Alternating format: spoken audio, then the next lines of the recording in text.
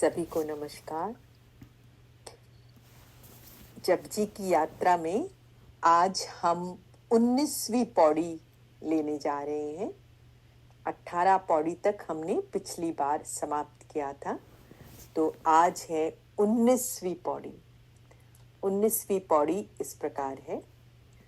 असंख नाव असंख थाव, अगम अगम असंख लो, असंख कहहि सिर भार होई, अखरी नाम अखरी साला, अखरी ज्ञान गीत गुण गा, अखरी लिखण बोलन बाण, अखरा सिर संजोग बखान, जिन ए लिखे तिस सिर नाही, जिव फुरमाए तिव तिव पाए, जेता कीता देता नाव, बिन नावे नाही को थाव, कुदरत कवण कहाँ विचार, वारिया न जावा एक वार, जो तुध भावे साई भली कार, तू सदा सलामत निरंकार। ये पीछे की 17वीं और 18वीं पौड़ी में बाबा नानक ने संसार में नजर आने वाले अनेक पुण्य और पाप करने वालों का वर्णन किया था। अब 19वीं पौड़ी में आप इशारा करते हैं कि बात इस जो ये पूरी पृथ्वी है इसके अनंत जीवों तक ये बात सीमित नहीं है। परमात्मा की जो रचना है वो बहुत अगम है, जहां तक जाया नहीं जा सकता, और अथाह है जिसका कोई था नहीं है। इसका हिसाब लगाना असंभव है। क्या कहते हैं? कहते हैं असंख नाव असंख थाव, कि प्रभु है, प्रभु संसार में असंख्य अगणित नाम है और असंख्य था और अगणित ही स्थान है, और अगम अगम असंख्य लोक, और असंख्य ऐसे लोक या मंडल हैं जिन पर हम पहुंच ही नहीं सकते, हमारी पहुंच ही नहीं सकती। इतने असंख्य हैं इस पूरी सृष्टि में। और आगे कहती हैं कि असंख्य कहई सिर भार होई, कि हम अपनी तरफ से उस मालिक की पूरी बनाई हुई सृष्टि का वर्णन करते हैं, पर असंख्य कह करके, पर असंख्य कहने से भी सिर पर भार, अर्थात मतलब पाप चढ़ता है। क्यों? क्योंकि उसकी रचना अनंत, और उसकी रचना जो है वो किसी भी प्रकार के बयान के परे है। ये पूरी की पूरी सृष्टि को बाबा नानक बता रहे हैं कि इतनी वो अथाह अगम अनंत रचना है। असंख्य कही सिर भार होई, इसका ये भी अर्थ किया जाता है कि असंख्य लोग जो हैं वो सिर के बल खड़े होकर के उस अकाल पुरुष की महिमा कर रहे हैं, और उसकी महिमा के लिए जब असंख्य शब्द का प्रयोग करना अपने आप को दोषी ठहराने के समान है, क्योंकि उससे भी वो असंख्य कही सिर भार हुई। तो दोनों तरीके से विचारकों ने, टीकाकारों ने और मिस्टिक्स ने इसका अर्थ लगाया कि असंख्य नाव असंख्य थाव, अगम अगम असंख्य लोक, असंख्य कही सिर भार हुई। उसको असंख्य कहना भी अपने ऊपर दोषारोपण करना है, दोष लगाना है। आगे कहते हैं अखरी नाम अखरी सालाह, अखरी ज्ञान गीत गुण गाहा, अखरी लिखण बोलन बानी, अखरा सिर संजोग वखान। कहते हैं हम जो भी बोलते हैं या लिखते हैं, अखरी नाम अखरी साला, जो भी हम बोलते हैं या लिखते हैं वो अक्षरों या भाषा द्वारा, अक्षर के द्वारा हम बोलते हैं, अक्षर के द्वारा हम प्रशंसा करते हैं, जो भी हम करते हैं वो सब अक्षरों के द्वारा करते हैं। तो वो जो रचनाकार है जिसने इस पूरी सृष्टि को रचा है, उसका भी वर्णन हम इन्हीं अक्षरों के माध्यम से करते हैं। क्यों? क्योंकि हमारे पास में जो भी करने का वो साधन है सलाह का मतलब होता है प्रशंसा करना, सराहना करना। जो भी करने का हमारे पास साधन है वो केवल अक्षर है, हम केवल अक्षरों से करते हैं। और अखरी लिखण बोलन बान, उसके बारे में जो हमारे पास में लिखने के लिए है, बोलने के लिए, वो भी अक्षर है। और अखरा सिर संजोग वखान, कि उस परमात्मा के गुण हम किससे गाते हैं? अक्षरों से गाते हैं। और बोलना, लिखना, वाणी की रचना, हम सब कुछ अक्षरों से करते हैं। उस मालिक ने मस्तक में संयोग वियोग, हमारे, हम कहते हैं ना डेस्टिनी, की तकदीर, कि ये मेरे संयोग में था, ये हो सकता था, ये तो मेरे संयोग में ही नहीं था। इसका जो लेख लिखा है, उस लेख को हम कैसे बयान करते हैं? अक्षरों में करते हैं। अब बाबा नानक ये बात क्यों कह रहे हैं? क्योंकि बानी कहती है 52 अक्षर लोक त्रय सब कुछ इन्हीं माही, कि पूरे के पूरे जो देवनागरी स्क्रिप्ट, कितने अक्षर हैं? 52 अक्षर हैं।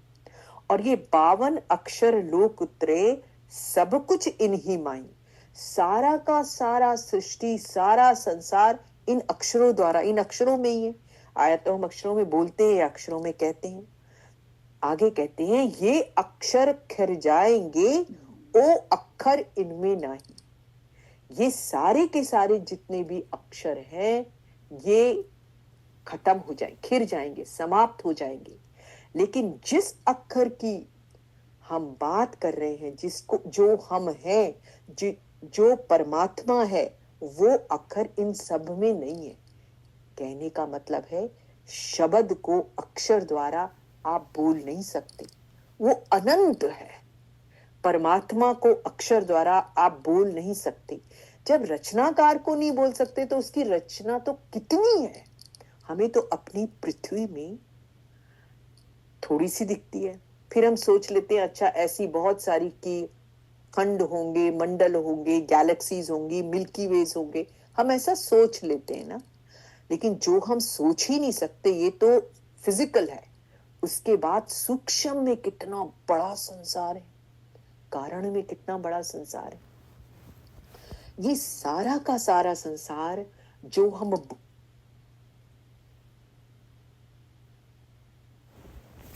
वो शब्द जिसको कि हम पाने के लिए, जिसके की माध्यम से हम परमात्मा तक पहुंच सकते हैं, वो अक्षर इसमें नहीं है। तो ये बाबा नानक बड़े अच्छे से बताते हैं कि पूरी की पूरी सृष्टि में जो भी हम अक्षरों से करते हैं वो सीमित है, और जिसकी बात की जाती है वो अक्षरों से किया ही नहीं जा सकता। आगे कहते हैं, जिन ए लिखे तिस सिर नाही, जिव फुरमाए तिव तिव पाई, जेता कीता देता नाव, विण नावे नाही को थाव। जिन एह लिखे, जिस मालिक ने ये सब लेख लिखे हैं, तिस सिर नाही, उसके सिर पर किसी लेख का भार नहीं है। कहने का मतलब कि जिस मालिक ने ये सारे लेख लिखे हैं, जिसके कारण हमारा प्रारब्ध है, हम जी रहे हैं, सब कुछ सारा हुक्म से है ना खेल जी। तो जिस मालिक ने ये लेख लिखा है, उसके ऊपर कोई लेख नहीं है, वो इस सब से अछूता है। तो जिन ए लिखे लिखे, जिन ए लिखे लिखे तिस सिर नहीं, उसके सिर पे कोई भार नहीं है। जिव फुरमाए तिव तिव पाही, जिसे जो कुछ मिलता है, जिसके भाग में जिसको मिल रहा है, प्रभु के हुक्म से मिलता है। जो वो फरमा दिया उसने, जो परमात्मा ने लिख दिया उसके हुक्म से। कहने का तात्पर्य क्या है? बाबा नानक बिल्कुल क्लियरली ये बात स्पष्ट करते हैं अपनी बानी में कि हम जो जीवन जी रहे हैं, पहले लिखा प्रारब्ध, पाछे बना शरीर। तो हमें जो भी मिलता है, हमारा सारा का सारा जीवन इसमें खत्म हो जाता है कि अभी ये कर लूं, अभी करियर बना लूं, अभी बच्चों को सेटल कर लूं, अभी बच्चों का कुछ और अच्छा कर दूं, अभी बंगले बना लूं, अभी समाज को ठीक कर लूं, अभी देशों में के सम्मान में कुछ कर लूं। कहने का मतलब है कि हमारा जो असली पुरुषार्थ है वो केवल उस अक्षर के लिए होना चाहिए। हमारा ये मानव जोला का उद्देश्य वो जो इसमें नहीं है, वो अक्षर यानी कि शब्द, क्योंकि जो हमें मिलना है वो प्रारब्ध के अनुसार, हुक्म के अनुसार मिलना है। इस सृष्टि में जो कुछ भी हो रहा है हुक्म के अनुसार हो रहा है। हम इस सृष्टि को, ये बड़ा डिबेटेबल लगता है, कई बार मन में ख्याल आता है अपने आसे पासे जब देखते हैं तो बहुत से लोग ये क्वेश्चन करते हैं मुझसे कि इतने मर्डर्स हो रहे हैं समाज का पतन होता चला जा रहा है, हमें दिख रहा है और हम हाथ पे हाथ रख के बैठे रहे और कुछ नहीं। अगर हम कुछ कर नहीं सकते तो कम से कम फेसबुक में उसके बारे में तो लिख सकते हैं। देखिए, संतों ने बिल्कुल साफ साफ कहा है, आपकी अटेंशन केवल एक है। अटेंशन का मतलब क्या है? आपकी आत्मा का जो बाहरी स्वरूप है, तो उसको हम जहां लगाएंगे उधर हम अपने लिए फैलाव पैदा करते चले जाएंगे। इसलिए संतों ने साफ साफ समझाया कि जो हो रहा है वो हुक्म से हो रहा है। इस पृथ्वी को आप सुधारने का भेड़ा नहीं उठा सकते। अगर आपने स्वयं को सुधार लिया, स्वयं को सुधारना मतलब स्वयं का परिचय पा लिया, मैं वास्तव में अपने आप को तो शरीर, मन, विचार ये माने बैठी, अगर मैं अपने आप को जीते जी ये जान जाऊं कि मैं ये आत्मा शब्द हूं और फिर उस आत्मा का अपने अंदर अनुभव कर लूं। मानना केवल विचारों से मानना नहीं है, मानना केवल दिमाग में मानना नहीं है, इंटेलेक्चुअल मानना नहीं है।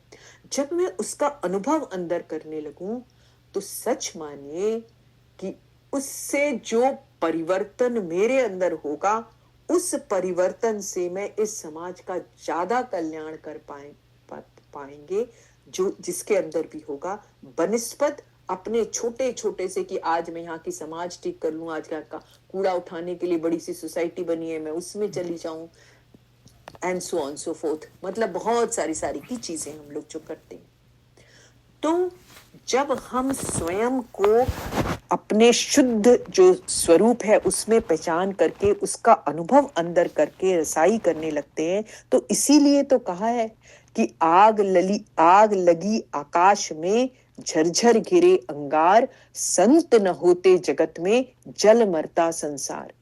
जब एक संत बनते हैं ना तो वो अपने चारों ओर कितना वातावरण शांत कर देते हैं, इसका हमें एहसास भी नहीं है। एक पीपल का पेड़ लगाते हैं ना, जो वो अपने फुल ब्लूम में होता है पीपल का पेड़, तो कहते हैं 300 टन ऑफ एसीज का एयर कंडीशनिंग का ठंडक देता है। ये तो एक पीपल के पेड़ की बात हुई। तो वो संत जो स्वयं का अनुभव करके शब्द को आत्मा से और शब्द का स्वरूप हो जाते हैं, पहचान कर वो अपने अराउंड उनकी आभा मंडल में जितने लोग आते हैं, सब लोग ही नहीं, मनुष्य की बात नहीं, जीवों की भी बात है, वो सब के सब जीव शांति और आनंद प्रेम का अनुभव पाते हैं। तो कहने का मतलब ये है कि बाबा नानक कह रहे हैं, जिन लिखे तिस सिर नाही, जिव फुरमाए तिव तिव पाही, फिर जेता कीता तेता नाव, विण नाई नावे नाई को थाओ। तो जिस मालिक ने लेख लिखे उसके सिर पे नहीं है, जिसको जो मिलता है उसके हुक्म के अनुसार मिलता है, और उसका हुक्म हर एक पर चलता है, सारी सृष्टि पर चलता है, पर वो खुद किसी हुक्म के अधीन नहीं है। ये परमात्मा लोग कहते हैं ना, क्वेश्चन करते हैं कि क्यों बना दी ये सृष्टि, तो क्यों बना दी? उसकी मौज उठी। संतों ने कहा उसकी मौज उठी। किस कारण से उठी? अलग अलग कारण है कि प्रेम करने की इच्छा हुई, पर उठी तो उसकी मौज है ना। तो ये मौज में पर क्योंकि वो किसी हुक्म पे नहीं है, परमात्मा। और जेता कीता तेता नाउ, उस कर्ता ने जो भी किया है, जितना सब कुछ किया है, किससे किया है? नाम के द्वारा, नाम से किया है। इसका मतलब जो कुछ भी सृष्टि में किया वो नाम का ही रूप है। जेता कीता तेता नाव, विण नावे नाही को था। जो कुछ किया वो नाम के द्वारा किया और नाम का ही रूप है। और विण नावे नाही को था, कोई भी, कुछ भी, ऐसी कोई जगह नहीं जो नाम से खाली है। हर जगह वो नाम व्याप्त है। नाम कह लीजिए, शब्द कह लीजिए, प्रभु कह लीजिए, परमात्मा, हुक्म, ये सब सिनोनिम्स है, सारे के सारे पर्यायवाची। तो ये सब के सब एक ही है और ये उसकी सृष्टि में हर जगह है। तो जेता कीता तेता नाव, विण नावे नाही को थाओ। परमात्मा ने जो अपनी सृष्टि बनाई हुई है, इसने बनाई गई इस पूरी की पूरी सृष्टि में कर्म और फल का नियम चल रहा है। लेकिन कर्म और फल, जो कर्म किया उसका फल मिला, ये हमने पहले भी चर्चा में लाया। लेकिन वो परमात्मा कर्म और फल में नहीं आता, वो कर्म और फल के परे ऊपर है।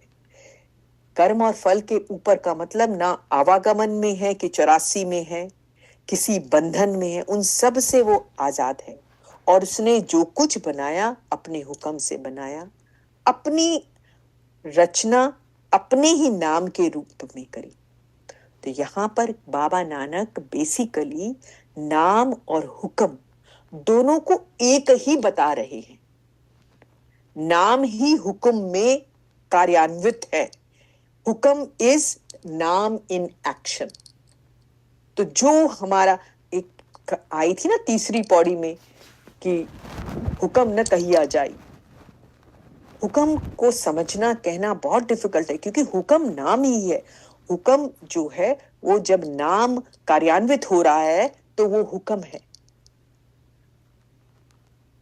बानी कहती है, चहुदिस हुक्म वर्ते प्रभ तेरा, चहुदिस नाम पातालम, सब में सबद वर्ते प्रभ साचा, करम मिले ब्यालम। कहते हैं तेरा हुक्म चारों दिशाओं में लागू है, चारों दिशाओं में और पाताल में भी व्याप्त है। तू शब्द का रूप है और शब्द का रूप होकर सारे में समाया हुआ है। ये बिल्कुल क्लियर है कि प्रभु, नाम, शब्द, हुक्म, ये इसको हम ओमनीपोटेंट, ओमनीसिएंट, ओमनी प्रेजेंट कहते हैं ना, कि सर्वव्यापक है, सर्वशक्तिमान है, सर्व ज्ञाता है, मुक्ति का दाता है। तो ये सब है, नाम, शब्द, हुक्म। आप इसमें से किसी को एक को भी पकड़ लीजिए, ये मुक्ति का देने वाला है। इसके बारे में आसादी बार जो लिखी गई है उसमें बड़ा सुंदर लिखे कि आपने आप साजियो, आपने रचियो नाव, दुई कुदरत साजिए, कर आसन डिठो चाओ। कि उस निरंकार ने, उस परमात्मा ने अपने आप को साजा, आप ही ने आप साजियो, अपने आप को सजाया, साजा, और आप ही ने रचियो नाव, और आप ही ने ही नाम रच लिया। यहां तक तो एक की गिनती हुई, अपने आप को पहले सजाया, यानी सजाए का मतलब अस्तित्व में आकर के अपना नाम, नाम सतनाम जिसे हम कहते हैं, नाम रचा, वो शब्द के रूप में आया। यहां तक तो एक था। फिर क्या क्या, दुई कुदरत साजिए, आगे जो रचा वो द्वैत की गिनती में आ गया, क्योंकि एक तो वो ये अपने आप को ये किया, और दुई क्या हुई, कुदरत को दुई कहा गया कि दूसरा पूरी की पूरी रचना कर दी। तो ये जिसको कुदरत कहा और जेता कीता कहा, वो किसके सहारे, वो नाम के सहारे है जो उस प्रभु ने रचा है। खुद को रचा नाम, और नाम के बाद में ये कुदरत, और इसको दुई कर दिया, द्वैत में आ गए। अब इस द्वैत से उस प्रभु तक पहुंचने का मतलब एक होना, वननेस, जिसको कि बाबा नानक ने अपनी पूरी जपजी में एक सबसे बड़ा संदेश ये दिया है। तो नाम के धारे आकाश पाताल, नाम के धारे सगल आकार, सब कुछ नाम के धारे है। तो इस नाम की समझ कैसे आती है? तो ये जो 19वीं पौड़ी हम लोग कर रहे हैं, यही बताती है हमें कि अखरी नाम अखरी साला, कि अक्षरों वाले नाम का जब हम अभ्यास करते हैं तो हम उस नाम तक पहुंचते हैं जिस नाम की अब हम बात कर रहे हैं, जो सारे में व्याप्त है, जिसका स्थूल स्वरूप हमारे सामने सतगुरु खुद बन के आते हैं और सूक्ष्म रूप में वो हर जगह व्याप्त है। तो इस अभ्यास से, अक्षर के नाम से, और फिर कहां पहुंचते हैं? नानक चौथे पद में सो जन गत पाए। वो चौथे पद में जब पहुंचता है अक्षर के अखरी नाम से, पहले तो हमें वर्णात्मक नाम मिलता है ना, तो वर्णात्मक नाम को हम कहते हैं हमें नाम मिल गया। वास्तव में वो तो नाम हमें अभी मिला नहीं है। जब हम वर्णात्मक नाम का सिमरन करके, अभ्यास करके चौथे पद पे पहुंचते हैं, तब हमें वास्तव में नाम, तब हमारा संत मत का शुरू होता है। तो जब हम वर्णात्मक अक्षर नाम से, वर्णात्मक नाम से धुनात्मक पे पहुंचते हैं, तब हमें शब्द का पता लगता है। तो चौथे पद में पहुंचा, फिर उसे संसार का सहारा बनने वाले, जो पूरे के पूरे सृष्टि में फैले हुए ये व्यापक नाम की तब समझ आती है जब हम चौथे पद पे पहुंचते हैं और वो नाम की नामी यानी कि परमात्मा में समाने वाला बनता है। फिर वो क्या देखता है? फिर देखता है सब घट तिसके, सब तिसके ठाओ, हर घट में तू बहता है, हर घट मेरा साईं, सुनी सेज न कोई, बलिहारी उस घट की जाघट प्रगट होए। तो हर जगह, हर घट में वही बैठा हुआ है, कोई सुनी ऐसी सेज नहीं है जहां पे मेरा परमात्मा नहीं है। तो ये 19वीं पौड़ी में बाबा नानक ने बड़े सुंदर ढंग से हमें बताया कि कितनी उसकी सृष्टि अगम्य है। अक्षरों के माध्यम से हम वहां तक पहुंचते हैं जहां हम उस नाम को समझने वाले बनते हैं और फिर हम उस नाम को व्यापक, उस नाम का व्यापक स्वरूप और उस परमात्मा में उसके एक में एक स्वरूप हो जाए। और जब हम उसके एक में एक स्वरूप होते हैं ना, तो तब हमें पता नहीं लगता है, क्योंकि फिर जो ये मैं करने वाला ये खत्म हो जाता है। फिर बूंद चली पोटली लवण की, लेन सिंध को था, आप हूं गली पानी भई कौन कहे अब वाह। कि जो नमक की डल्ली थी वो समुद्र कितना गहरा है ये ढूंढने के लिए वो समुद्र के अंदर गई। अब जब वो नमक की डल्ली समुद्र के अंदर गई तो आपहु गली, वो तो गल गई और समुद्र बन गई। अब आके क्या बताए? बिल्कुल यही हाल है। तो संतों ने बड़े सुंदर सुंदर उसके माध्यम से ये बात को बता रहे। ये थी हमारी 19वीं पौड़ी। अब हम अगली पौड़ी लेंगे, वो है 20वीं पौड़ी। 20वीं पौड़ी है, भरिए हथ पैर तन देहे, पानी धोते उतरस खे, मूत पलीती कप्पड़ होए, दे साबुन लइये ओह धोए, भरिए मत पापा के संग, ओह धोपे नावे के रंग, पुण्य पापी आखण नाही, कर कर करना लिख ले जाए, आपे बीज आपे ही खाओ, नानक हुक्मी आवर जाओ। बड़ा सुंदर बानी है। पिछली पौड़ी में तो समझा दिया उन्होंने कि संसार की रचना, उसको संभालने का काम परमात्मा का नाम कर रहा है। अब इस पौड़ी पर मन बुद्धि पर जो चढ़ी कर्मों और संस्कारों की जो मैल है उसको उतारकर निर्मल बनाने का जो काम है वो भी परमात्मा का नाम कर रहा है। इसको दृष्टांत से समझाते। तो क्या कहते हैं, भरिए हथ पैर तन देहे पानी धोते उतरस के, कि यदि हमारे शरीर में या शरीर के अंग में मिट्टी भर जाए तो हम पानी के साथ धोने से वो सारी मिट्टी उतर जाती है। भरिए हाथ पैर तन दे पानी धोते उतरस के, सारी की सारी मिट्टी वो उतर जाती है। कहते मूत पलीती कपड़ होए, यदि कपड़ा मल मूत्र के कारण गंदा हो जाए तो फिर उसको धोने के लिए साबुन लगाना पड़ता है, फिर वो केवल पानी से नहीं होती। कहते यदि कपड़ा मल मूत्र के कारण गंदा हो जाए तो साबुन से धो लेते हैं। मूत पलीती कपड़ होए दे साबुन लइये ओ धोए। अब कहते हैं भरिए मत पापा के संग ओ धोपे नावे के रंग। कहते हैं कि अगर हमारी बुद्धि पापों से भर जाए, और वो भरी हुई है, क्यों, हम कितना भी सोच लें कि हम बहुत अच्छे हैं, सबका भला समझते हैं, सब कुछ अच्छा करते हैं, लेकिन केवल हमारे अभी के सोचने से ये नहीं है। हमारे ऊपर जन्म जन्मांतर से संस्कारों का मैल है, और उस संस्कारों के मैल में हम अपने अंदर रिएक्शंस करते हैं, अपने अंदर किसी भी चीज को हम देखते हैं तो हमारे चित्त में वृत्तियां उस संस्कारों के हिसाब से आती हैं। तो हमारी बुद्धि पापों से भर जाए तो उसको धोने के लिए बाबा नानक कहते हैं केवल नाम के प्रेम से धोया जा सकता है। ओ धोपे नावे के रंग, जो नाम का रंग है, नाम के प्रेम से उसको धोया जा सकता है। जब हम प्रेम से नाम स्नेही होते हैं।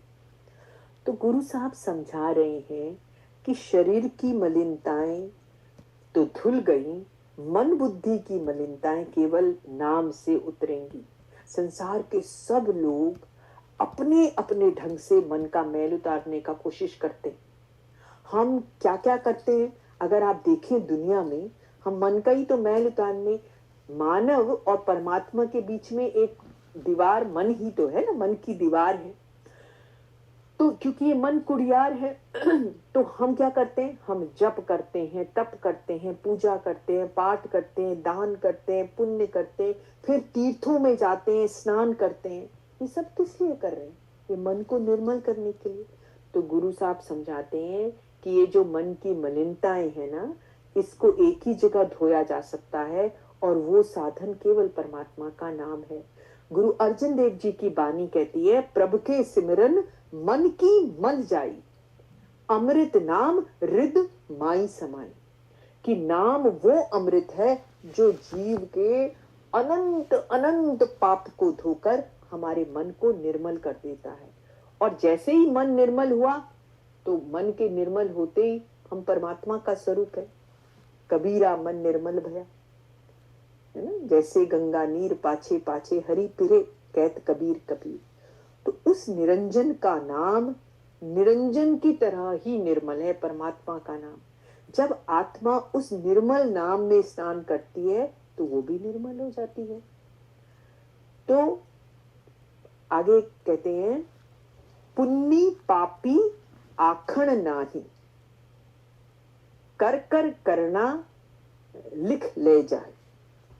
इसकी ऐसे दो तरह से व्याख्या है इसकी, पुण्य पापी आखण नहीं।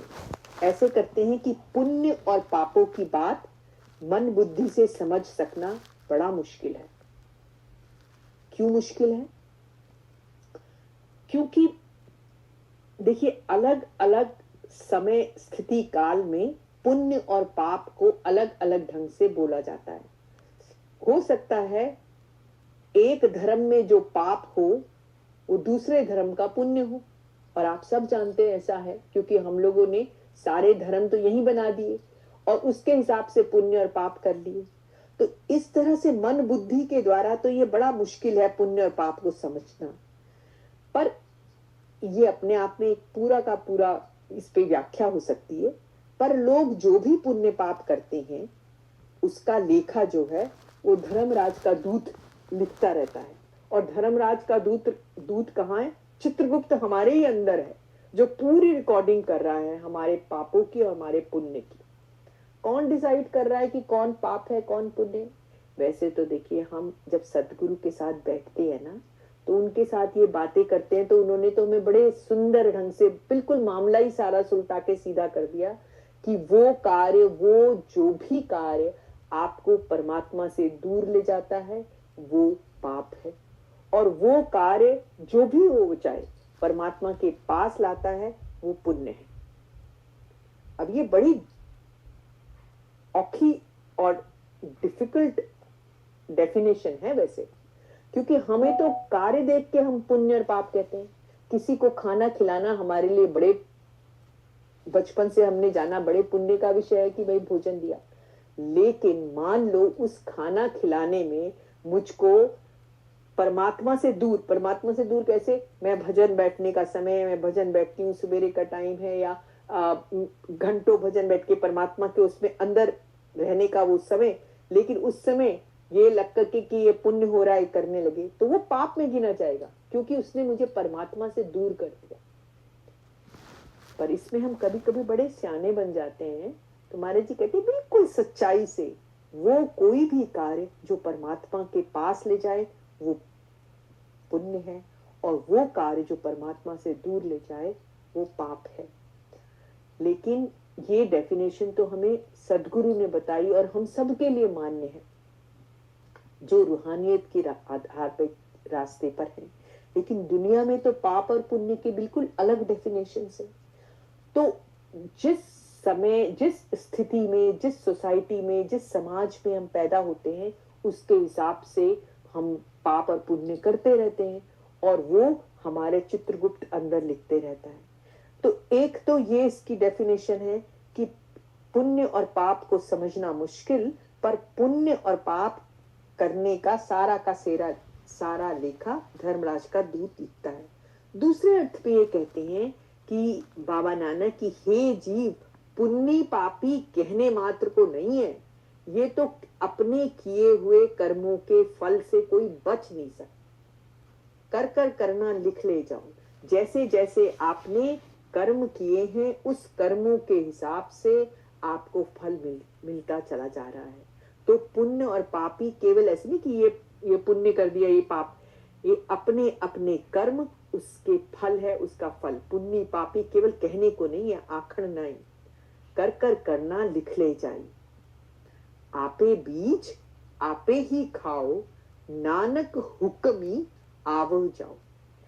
अब ये जो लाइन है पौड़ी की, 20वीं पौड़ी की अंतिम लाइन, आपे बीज आपे ही खाओ, नानक हुक्मी आवो जाओ।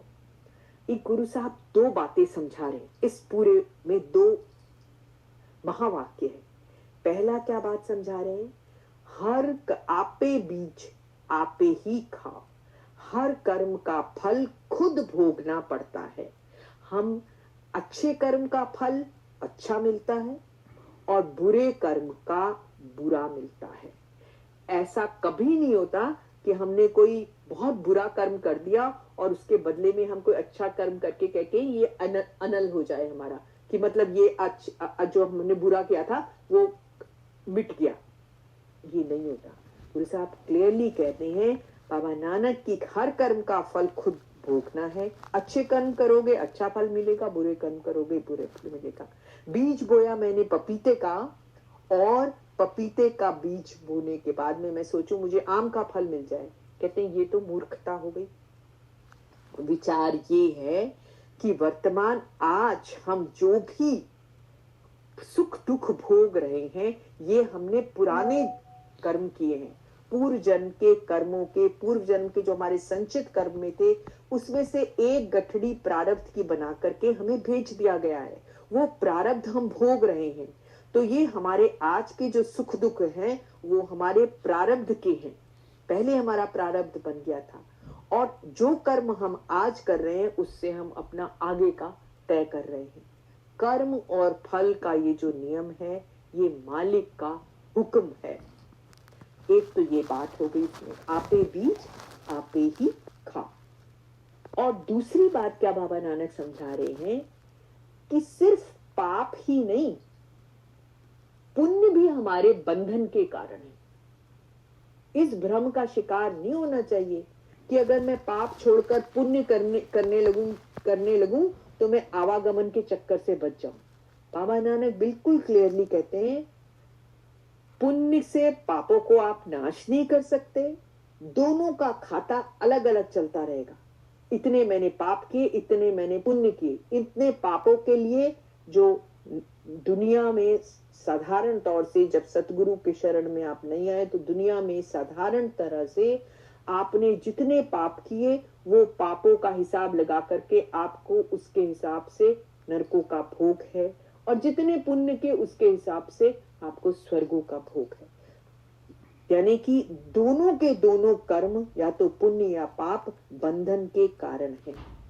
ये संसार में खींच कर लेकर आएंगे। पापों के कारण दुख है, पुण्य के कारण सुख है।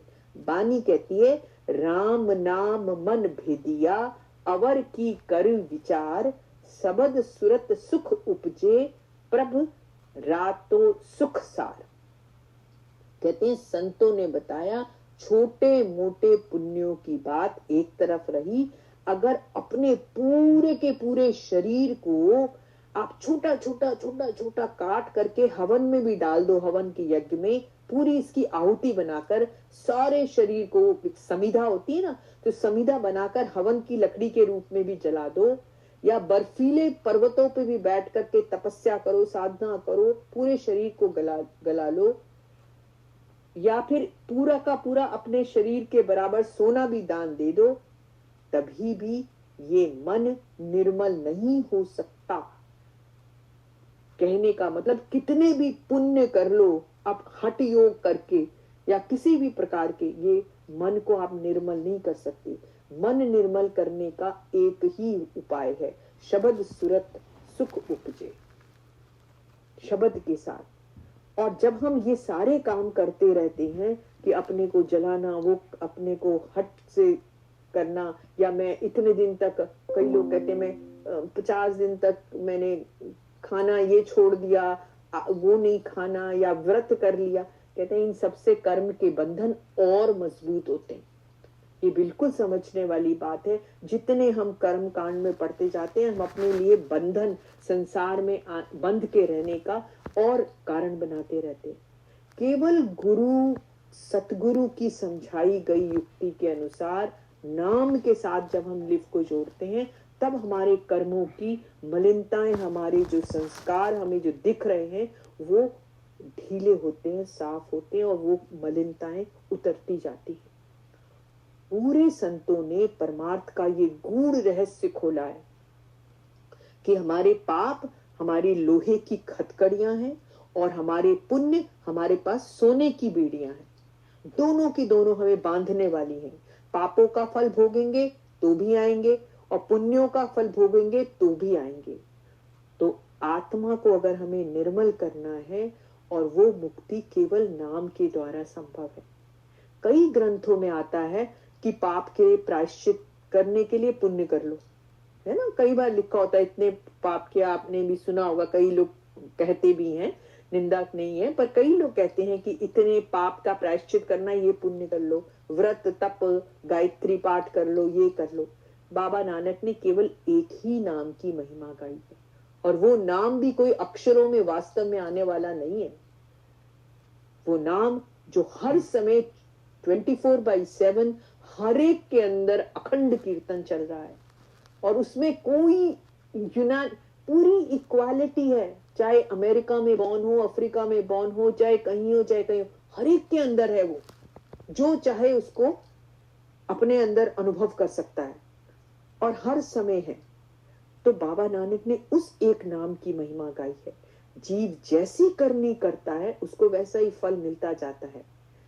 तो ये बोला, अपना बोया अपने आप खाते हैं, और जो परमात्मा के नाम को जपते हैं, वो लोग अपने आप भी तरते हैं, और साथ में अपने संगियों का भी उद्धार करते हैं। जपजी के अंत में आएगा, जिन्नी नाम ध्याया गए मसक्कत घाल, नानक ते मुख उजिया केती छुट्टी नाल।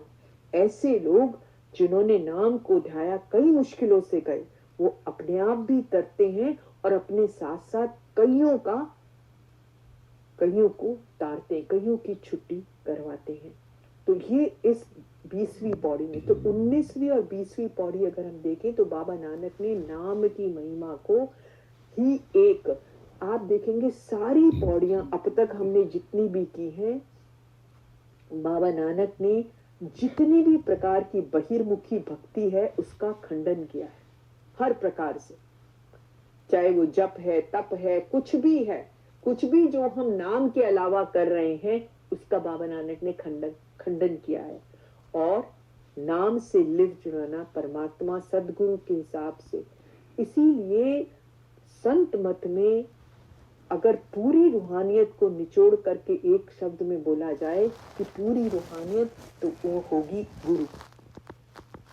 क्योंकि गुरु जब आपको वास्तव में, तो अगर कोई शिष्य परफेक्ट हो ना, हम अच्छे सिख नहीं होते, हमें सिख बनने में समय लग जाता है। अगर कोई परफेक्ट शिष्य हो तो गुरु के मिलते ही उसका काम हो गया। ऐसे लोगों के लिए कहा गया ना, हसंदिया खिलंदिया पिबंदिया बिच होए मुकट, सदगुरु पूरा फेटिया। तो कहने का मतलब है हम पूरे सिख नहीं हो पाते, सिख तो छोड़ दीजिए, हम इंसान नहीं बन पाते। फिर संत धीरे धीरे पहले हमें इंसान बनाते हैं, और जिस दिन हम शिष्य पूरे बनते हैं उस दिन हमारा काम वैसे ही हो जाता है।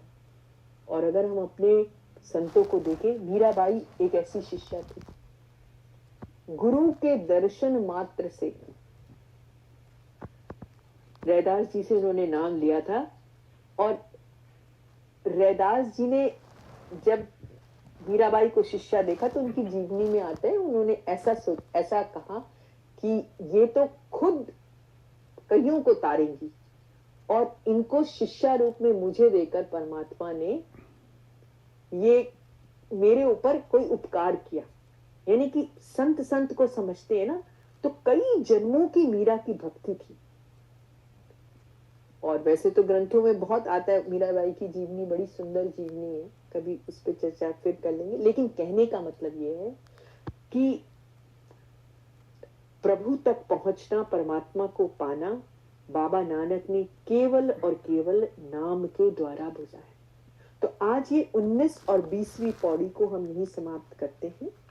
21वीं पौड़ी हम अगली बार लेंगे, और इसके साथ ही आज का सत्संग हम यही समाप्त करते हैं। सभी को नमस्कार। परमात्मा से, सद्गुरु से प्रार्थना करते हैं कि इतनी सुंदर सुंदर बानियां हमें जो बख्शी, इन सब में हम चल सके और उनके बताए हुए मार्ग पे अपने को प्रशस्त कर सके, ऐसी हमें क्षमता दें। अब आज की शब्द सेवा के लिए निशी जी आप हैं, तो आप ले लीजिए। हाँ जी, नमस्ते जी। नमस्ते जी। हाँ जी, हाँ जी। नानक नाम मिले ता जीवा, नानक नाम मिले ता जीवा, तन मन थीवे हरिया, तन मन थीवे हरिया, तरस पिया रहमत होई, तरस पिया रहमत होई, सतगुरु सजन मिलिया, सतगुरु सजन मिलिया, नानक नाम मिले ता जीवा, तन मन थीवे हरिया, तेरा कीता जातो नाही, तेरा कीता जातो नाही, मैनू जोग की तो ही, नैनो जोग की तोही नानक नाम मिले ता जीवन तन मन थीवे हरिया मेरे निर्गुण आए गुण कोई नाही मेरे निर्गुण आए गुण कोई नाही आपे तरस पियो आपे तरस पियो नानक नाम मिले ता जीवन तन मन थीवे हरिया तन मन थीवे हरिया। Thank you ji.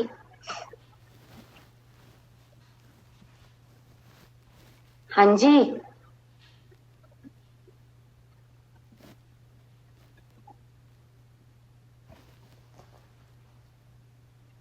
हेलो हो गया पूरा। हाँ हाँ जी, नमस्कार जी, नमस्कार। ओ सॉरी, मैं बोल रही थी और मैंने वो म्यूट हो गया था। तो बहुत सुंदर शब्द। हाँ, एक शब्द हम और ले सकते हैं आज। समय 5 मिनट है। ललिता जी, अगर आप लेना चाहें तो आप ले लीजिए, नहीं तो किसी को कोई क्वेश्चन पूछना हो तो हम वो चर्चा भी कर सकते हैं। हमारे पास 5 मिनट है।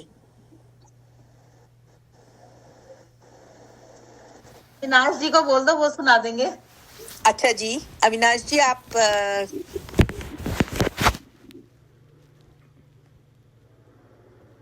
अपने को अनम्यूट कर लीजिए। हाँ, मैं सुना। एक मिनट।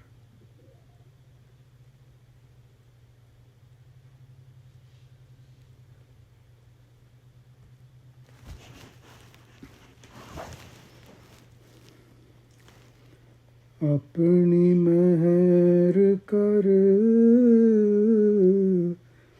अपनी मेहर कर,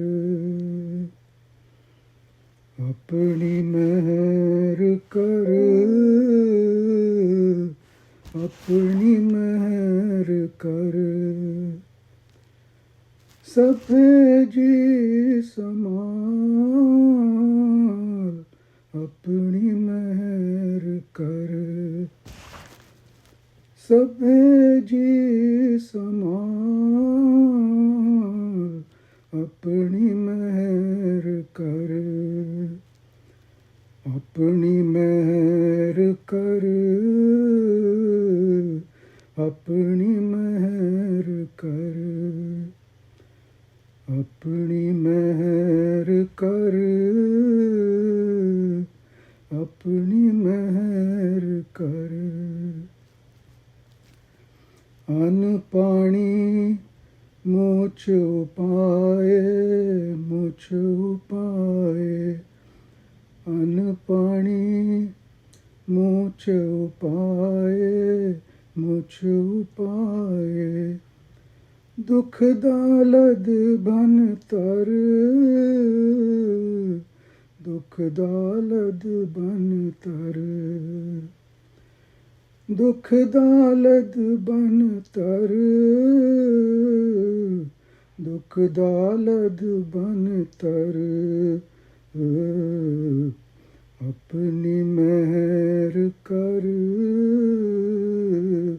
अपनी मेहर कर, अपनी मेहर कर, अपनी मेहर कर, सभे जी समाल अपनी मेहर कर, सभे जी समाल अपनी मेहर कर, अरदास सुनी दातार, सुनी दातार, अरदास सुनी दातार सुनी दातार होई शिष्ट तर होई शिष्ट तर होई शिष्ट तर होई शिष्ट तर अपनी मेहर कर अपनी मेहर कर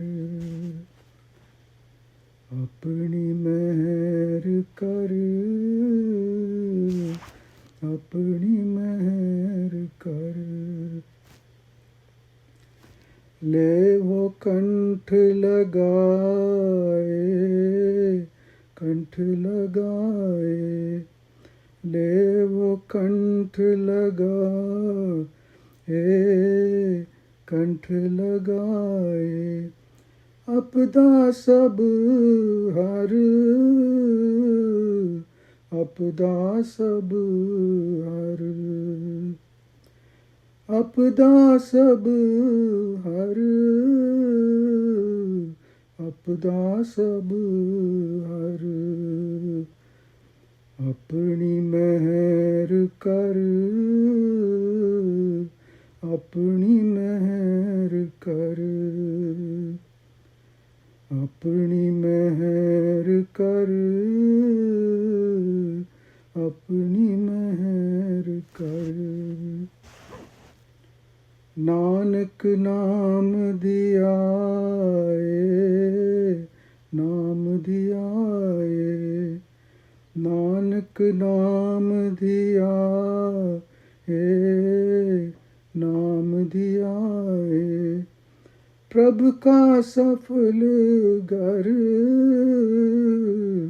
प्रभु का सफल घर प्रभु का सफल घर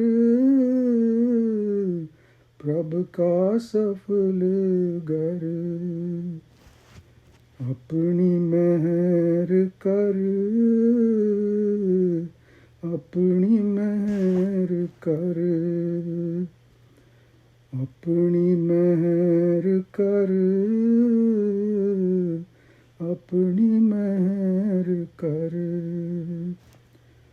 सबे जी समाल अपनी मेहर कर सबे जी समाल अपनी मेहर कर अपनी मेहर कर अपनी मेहर कर अपनी मेहर कर अपनी मेहर कर थैंक यू बहुत सुंदर। इसके साथ ही आज का सत्संग हम समाप्त करते हैं। अगले बुधवार को आप सबसे मिलेंगे।